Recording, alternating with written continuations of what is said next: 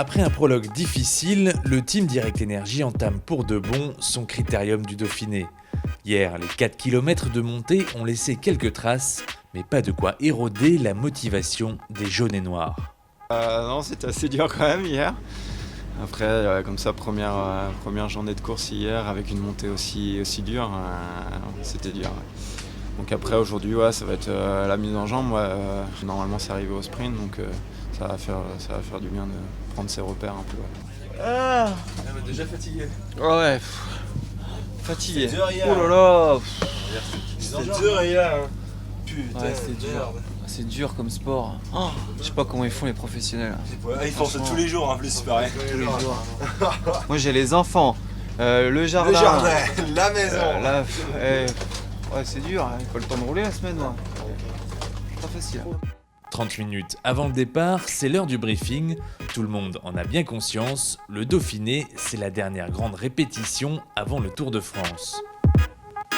On est évidemment là pour bien se mettre en route par rapport à l'échéance que va être le Tour de France. L'objectif évidemment c'est de faire gonfler le moteur par rapport à ça. On n'a pas envie de fonctionner en termes de résultats purs. Dire aujourd'hui on est là pour faire un top 10, un top 15, c'est pas le...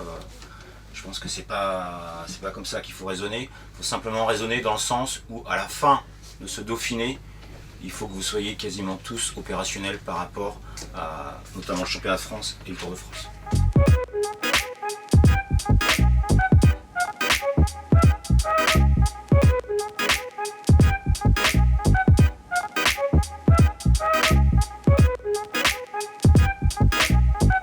Dernier à sortir du bus, Thomas prend son temps, une journée au timing millimétré. Il n'est pas stressé, hein. Tout est au millimètre, hein. Il préfère pas être sollicité par la foule, il est toujours le coureur populaire, le plus populaire de France, donc il y a des contraintes.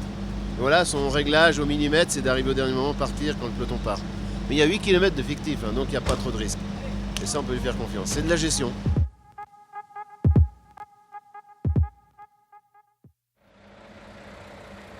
Comme prévu, l'arrivée à Saint-Vulbas se joue au sprint. Sans sprinter attitré, le team a quand même réussi à tirer son épingle du jeu avec une très belle 7ème place de Tony Hurel. Putain gros. Merci Caribou, c'est bien. C'est bien, je suis revenu. Ouais, mais C'est bien Tony.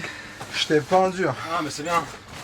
J'ai vu le truc, là on était pas loin, on était derrière les Katusha. Je t'ai replacé.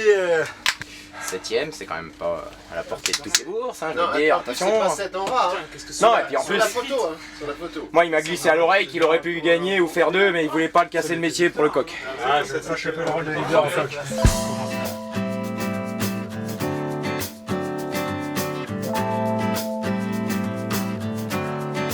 Sur le retour, les esprits sont déjà plongés dans la journée de demain. C'est la révision générale. Ouais, je jette un petit œil. Normalement, je le fais jamais après les étapes. Même réflexe du côté du directeur sportif. On a un petit peu de temps posé, donc on essaie d'optimiser le temps. Le temps quand on est posé comme ça, parce qu'après il y a les massages et tout ça, donc ils préfèrent être au calme. Donc là on a une petite heure de bus, où on a un peu de temps à consacrer à l'analyse de demain surtout. Donc on optimise tout ce qu'on peut optimiser. Ouais.